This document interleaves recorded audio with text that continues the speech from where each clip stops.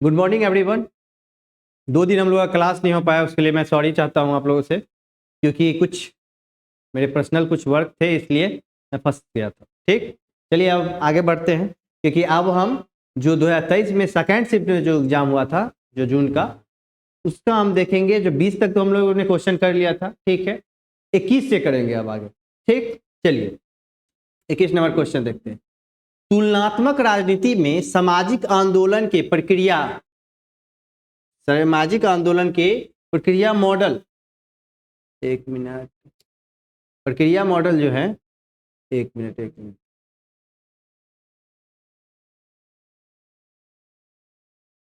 चलिए, ये जो प्रक्रिया मॉडल है के प्रस्तावक निम्नलिखित में से कौन है? तुलनात्मक राजनीति में सामाजिक आंदोलन, तुलनात्मक राजनीति की बात हो रही है। तुलनात्मक राजनीति में सामाजिक आंदोलन के प्रक्रिया मॉडल जो है के प्रस्तावक निम्नलिखित में से कौन है? ठीक, तो ये तो पहले बात यूनिट 4 का क्वेश्चन हो गया, ये ध्यान से देखिएगा। ठीक, इसका जो आंसर है वो होगा डग मैक एडम्स। डग मैक एडम्स जो हैं वो तुलनात्मक राजनीति में सामाजिक आंदोलनों के प्रक्रिया मॉडल के प्रस्तावक। अब देखिए क्वेश्चन अब क्या आ जाएगा कि अब ये जो पीटर इनवांस हैं, उसके बाद चार्ल्स टिल्ली हैं, और ये रॉल्फ ए टर्नर, ये जो हैं ये किस मॉडल के प्रस्तावक? देखिए एग्जाम्पल में समझाता हूं। जैसे कि आपके वर्ग में 100 स्टूडेंट है, ठीक, 100 स्टूडेंट है।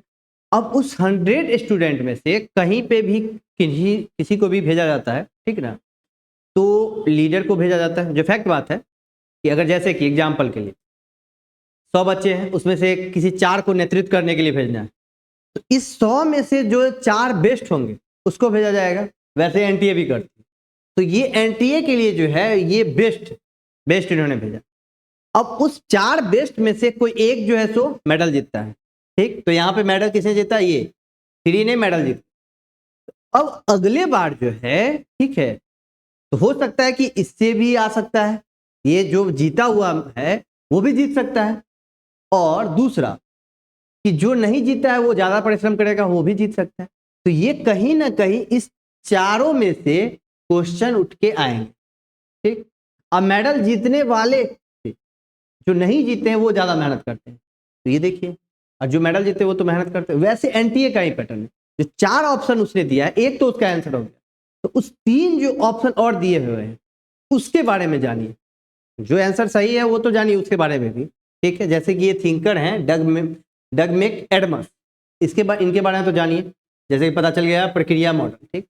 अब ये जानिए कि भाई ये तीनों जो हैं ये किस मॉडल, इनका भी कोई मॉडल है या नहीं है, ठीक। चलिए नेक्स्ट क्वेश्चन, निम्नलिखित में से कौन सा देश एनएम यानी गुटनिरपेक्ष का सदस्य देश नहीं है? कौन सा देश जो है सो नहीं है? देखिए होने के लिए अगर है कहता तो बहुत सारे देश है, बहुत सारे देश है। जिसकी जनसंख्याएं कम होती है, ठीक ना, उसके बारे में चर्चा की जाती है। हमेशा ये चीज ध्यान रखिए, जिसकी जनसंख्या कम हो उसकी चर्चा की जाती है। तो नहीं है कि चर्चा बहुत कम है, आप गूगल से भी पूछ सकते हैं। तो इसका होगा दक्षिण सूडान। ये जो भी हमारे स्टूडेंट हैं उनका ये जो आंसर लगाए हुए हैं वो सही है, दक्षिण सूडान जो है इसका आंसर, क्योंकि बुर्किना फासो ये भी है, एंग्लो ये भी है, ये भी है, तीनों हैं, बस ये नहीं है, एक और भी नहीं होगा। अब थोड़ा इसका देख लीजिएगा कौन कौन इसके सदस्य नहीं है, ठीक।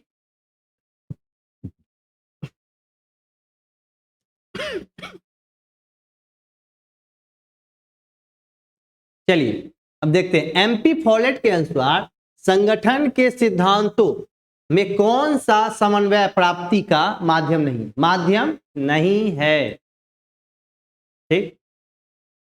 तो पहला, किसी स्थिति विशेष में समन्वय सभी कारकों से संबंधित अन्योन होता है, ठीक है। दूसरा है अप्रत्यक्ष नियंत्रण द्वारा समन्वय। तीसरा, आरंभिक चरणों में समन्वय। चौथा, सतत प्रक्रिया के रूप में समन्वय। तो इसका आंसर होगा अप्रत्यक्ष नियंत्रण द्वारा समन्वय। ठीक, एमपी फॉले। चलिए नेक्स्ट, अगला क्वेश्चन 24।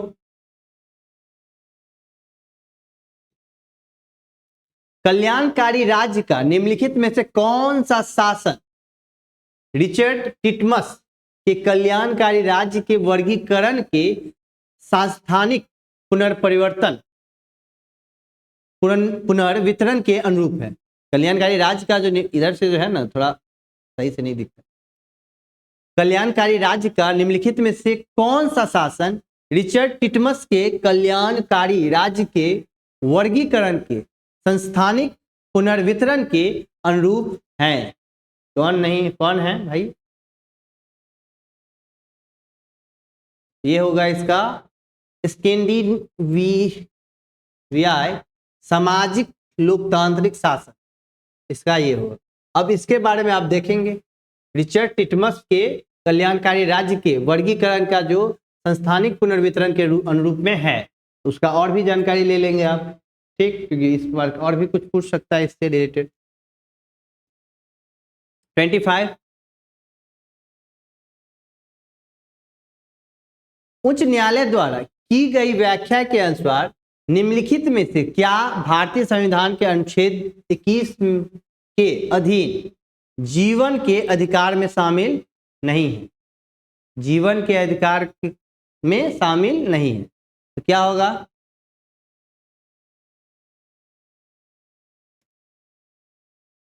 ये आत्महत्या का अधिकार, यह जो है अनुच्छेद 21 में आपका जो अधिकार दिया गया है, उसमें ये चीज नहीं दी गई है कि आप आत्महत्या नहीं कर सकते। ये चीज अमेरिका के संविधान में दिया गया, हमारे यहाँ नहीं दिया गया। ठीक, आप आत्महत्या नहीं कर सकते हैं। ये इनलीगल है।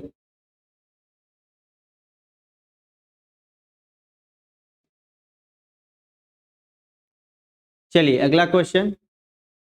तो आप एक चीज ध्यान रखिएगा, मौलिक अधिकार आपको याद होने चाहिए, राज्य के नीति निर्देशक तत्व आपको याद होने चाहिए, क्योंकि इससे एक क्वेश्चन, दोनों से एक एक क्वेश्चन 100% शिफ्ट कोई सा भी हो, दोनों शिफ्ट में एक एक क्वेश्चन 100% पूछा जाए। ठीक, याद रखिए। यदि सत्याग्रह के गांधीवादी विचार को एक संवाद के रूप में माना जाता है, तो निम्नलिखित में से कौन से कथन सही नहीं हैं? ठीक, गांधी के सत्य का स्वरूप संवाद को सुसाध्य बनाता है। ठीक है। गांधी के सत्य का स्वरूप समानता का विरोधी है। सत्य नहीं कहेंगे, ठीक है, ये कहा है। उसके बाद ऐसे संवाद में दल विरोधी रूप में निर्मित किए जाते हैं। ठीक, सत्य की खोज एक साझा प्रयोग। ठीक है, गांधी के सत्य का स्वरूप जो है समानता का विरोधी है। नहीं, ये तो नहीं है, नहीं होगा। तो देखेंगे बी कहां कहां दिया गया है, तो ए में दिया, एक में दिया गया है और 3 में दिया गया है। ठीक, तो हमारा ये जो 2 है ये तो वैसे ही कट रहा है, हमें जांचना किस में है? इसमें। ए देखते हैं होगा कि नहीं। ठीक, बी तो सही बता रहा है भाई, नहीं ये तो पूरी वहां पे भी बोल रहा है कथन कौन सा सही नहीं है, तो बी तो कहीं भी सही नहीं दिख रहा है। ठीक है, अब देखते हैं कि ए होगा या सी हो। गांधी के सत्य का स्वरूप संवाद को सुधार बनाता है, ये तो पूरा 100% सही है, ये तो होगा नहीं, तो हो जाएगा क्या? ये सी। तो तीसरा आपका आंसर जो है तो सही होगा। ठीक है, चलिए अगला क्वेश्चन।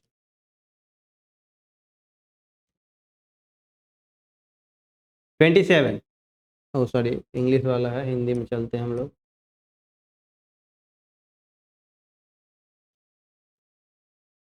भारतीय विदेश नीति क्षेत्रीय अखंडता, राष्ट्रीयता और निर्णयन की स्वतंत्रता के बारे में सुचिता के साथ पूर्ण रूपेण संलग्न होती है। ठीक, दूसरा है वैश्विक द्विध्रुवीय संघर्ष का संरचनात्मक तर्क भारत और पाकिस्तान के बीच क्षेत्रीय द्विध्रुवीय संघर्ष के रूप में इमें प्रतिबिंबित होता है, इसमें प्रतिबिंबित होता है। तो इसका तो आंसर आप लोग जानते ही हैं, अधिकतर में यही होता है। कथन 1 और कथन 2 दोनों सही।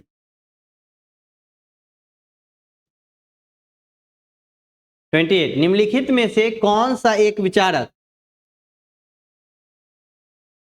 निम्नलिखित में से कौन सा एक विचारक इस कथन के साथ समीकृत किया जा सकता है कि उसने तापस यानी तपस्वी साम्यवाद को प्रस्तुत किया है, जिसका उद्देश्य इच्छा यानी आकांक्षा के उद्देश्यों से दूर जाना है। तो वो बात किसने कही है? प्लेटो, बाबा प्लेटो। ये हो गया आपका यूनिट 2। इससे हर बार एक क्वेश्चन तो पूछा ही जाता है, क्योंकि ये किसके गुरु थे? जो हमारे फादर ऑफ पॉलिटिकल साइंस है उसके ये गुरु थे। ठीक है, चलिए अगला क्वेश्चन।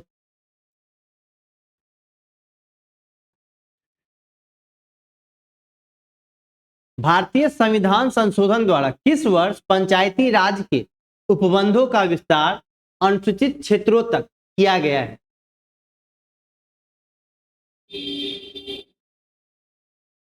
तो यह है 1996।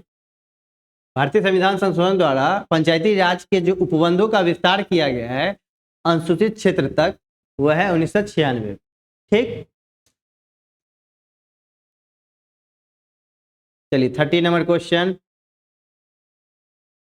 सामूहिक कार्यवाही का तर्क जिसमें तुलनात्मक राजनीतिक विश्लेषण में हित समूहों के अभियोजन की व्याख्या निम्नलिखित में किस विद्वान द्वारा प्रदान की गई है? तो मार्क्स ऑल्सन। अब इस सब के बारे में जानेंगे, क्योंकि इस बार 2023 का जो एग्जाम हुआ है वो कहीं ना कहीं पैटर्न बहुत ही ज्यादा चेंज है, बहुत ही ज्यादा, थोड़ा नहीं कहेंगे, बहुत ज्यादा। ठीक, बहुत ही ज्यादा पैटर्न चेंज किया है, इसलिए इस चीजों को हम लोगों को थोड़ा अच्छे से पढ़ना होगा। क्योंकि बहुत बच्चे स्टूडेंट आए थे, उन्होंने कहा कि सर बहुत सारे थिंकर ऐसे हैं जो हम लोगों को नए नए देखने के लिए मिला है, क्योंकि थिंकर पूछे जाते थे लेकिन थोड़े कुछ एक्स्ट्रा इस बार किए गए अलग, तो और भी आगे हार्ड करते ही जाएं। ठीक, क्योंकि अगर इसी के आधार पे पहले क्या होता था पीएचडी के लिए कि भाई पीएचडी के लिए तो ये जरूरी है, और खास करके अब प्रोफेसर के लिए भी क्या कर रहे हैं, सीधा नेट प्लस कोई एग्जाम, कोई भी स्टेट, जैसे अभी राजस्थान ले रही है, क्या करिए नेट है, अगर आप नेट है जीआरएफ है तो आप योग्य हैं असिस्टेंट प्रोफेसर बनने के लिए, तो आप फॉर्म भर रहे हैं। अब पहले पीएचडी भी मांगा जाता था, अब वो नहीं, तो कहीं ना कहीं एग्जाम हार्ड होंगे और नंबर ऑफ स्टूडेंट इसमें बहुत ही ज़्यादा बैठ रहे हैं। ठीक,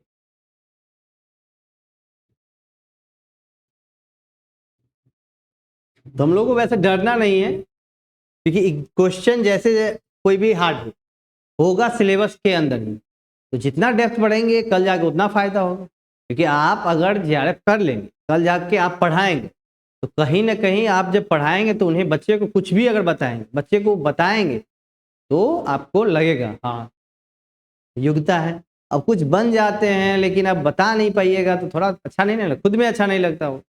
इसलिए चलिए, निम्नलिखित में से किन विचारकों का मत है कि स्वतंत्रता नष्ट हो जाती है? स्वतंत्रता नष्ट हो जाती है क्योंकि संपत्ति संपन्न वर्ग के पास अन्य व्यक्तियों पर प्रभुत्व की शक्तियां होती हैं।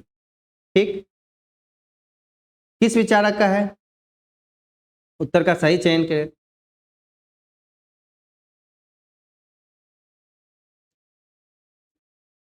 रूसो ने कहा है, मार्क्स ने कहा है और एंजल्स ने कहा, तो इसका आंसर हो जाएगा 3, ए बी डी।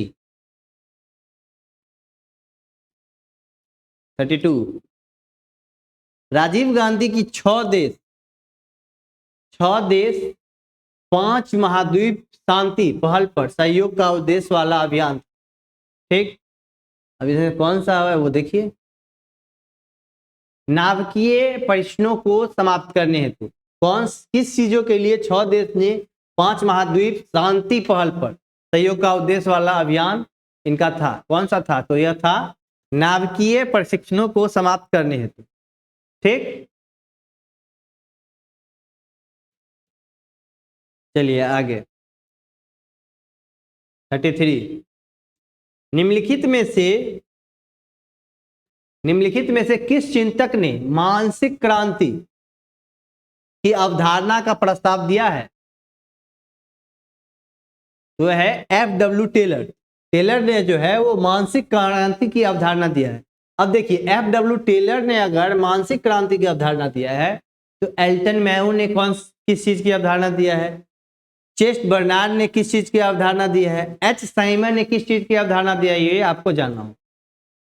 ठीक, अगर आपको एग्जाम निकालना है तो ये चीज थोड़ा जानना हो, क्योंकि अब आप थिंकर की अवधारणा के बारे में जानेंगे। पहले क्या पूछा जाता, बुक सीधा पूछ दिया जाता है, अब ये चीज नहीं पूछा जाता। अब पूछा जाएगा बुक, मतलब कोई कोटेशन दे दिया जाएगा, ये इन्होंने किस बुक में लिखा था और ये जो बातें हैं किस बुक में उन्होंने दिए थे।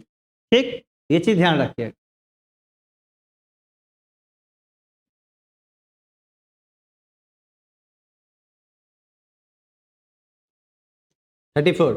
भारतीय राज्य व्यवस्था के पुनर्गठन की जेपी नारायण योजना के बारे में निम्नलिखित में से कौन सा कथन सही है? कौन सा कथन सही है? तो है उन्होंने निचले स्तर के स्वराज को पुनर्जीवित करने की अपेक्षा की, एकदम 100% सही है। राजनीतिक संगठन की मूलभूत इकाई ग्राम पंचायत होगी, नहीं, ये चीज उन्होंने नहीं कहा, ये चीज उन्होंने नहीं कहा। ठीक, ग्राम सभा जमीनी स्तर के लोकतंत्र के आधार के रूप में कार्य करेंगे, ये सही है, 100% सही कहा था। यह पंचायती राज की विभिन्न इकाइयों के बीच संगठनिक संबंध स्थापित करने में भी संलग्न होगा।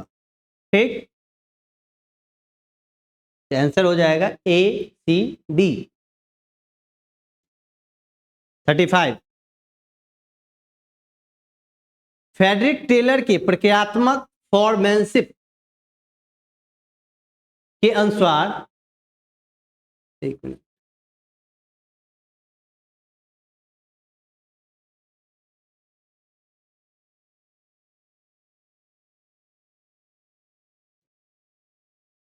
फ्रेडरिक टेलर के अनुसार प्रक्रियात्मक फॉर्मेनशिप के अनुसार सॉफ्ट पोलर के सेवार्थ निम्नलिखित में से कौन से अवयव सम्मिलित है, जिसकी व्याख्या उन्होंने प्रबंध सिद्धांत में की है। ठीक,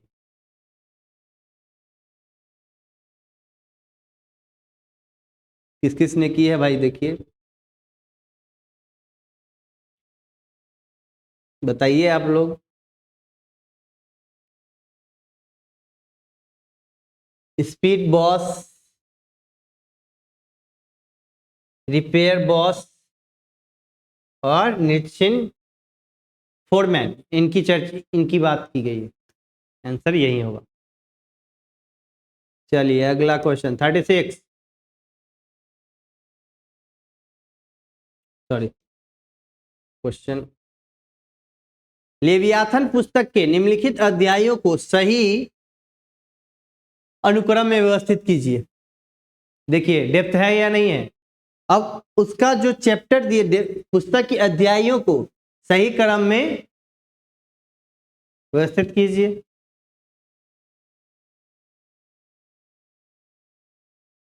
ऑफ सेंस, ऑफ इमेजिनेशन, उसके बाद ऑन स्पीच, उसके बाद ऑफ रीजन एंड साइंस, तो ये हो गया इसका, ये हो जाएगा आंसर।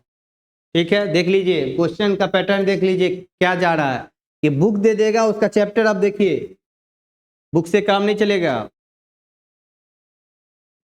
किसने कहा था उग्रवादी न तो राष्ट्र और न ही वर्ग के संबंध में चिंतन करता है, इसकी चिंता मानव है, इसकी चिंता व्यक्तिगत स्वतंत्रता के रूप में स्वतंत्रता है। ठीक, एम.एन. रॉय, एम.एन. रॉय ने कहा था, ये आपका यूनिट 3 का क्वेश्चन है। ठीक, एम.एन. रॉय से हर शिफ्ट में क्वेश्चन पूछे, एम.एन. रॉय हो गए, गांधी हो गए, अम्बेडकर हो गए, और जेपी हो गए। ये सब ऐसा टॉपिक है जिससे हर बार क्वेश्चन आएगा ही। ठीक,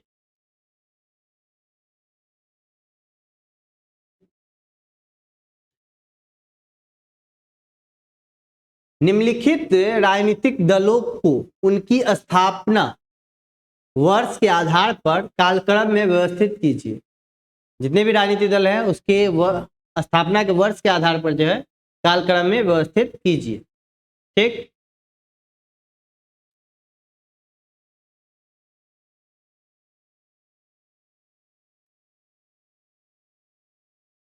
ये जो है सबसे पहले होंगे कम्युनिस्ट पार्टी ऑफ इंडिया। ठीक, उसके बाद शिवसेना, भारतीय जनता पार्टी और समाजवादी पार्टी। तो इसका हो जाएगा CDBA, ये हो जाएगा, थर्ड हो जाएगा इसका आंसर। सभी पार्टियों का आप वर्ष उसकी स्थापना को देखेंगे ही और कौन उसके संस्थापक रहे हैं, ये चीज देख लीजिएगा।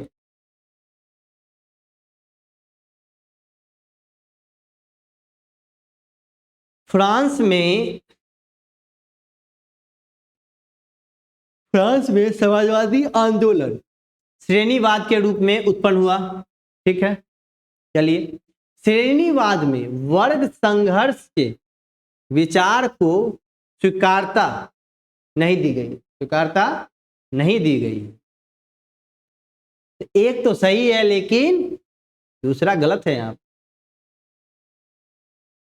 ठीक, इसमें सिर्फ ये हुआ है, पहले में तो हमेशा एक से एक दोनों कथन सही होते थे, लेकिन इस वाले में थोड़ा ये चेंज हुआ है, कथन एक सही है लेकिन गलत, दूसरा गलत है। चलिए, आज का जो है बीसी क्वेश्चन हम डेली करेंगे।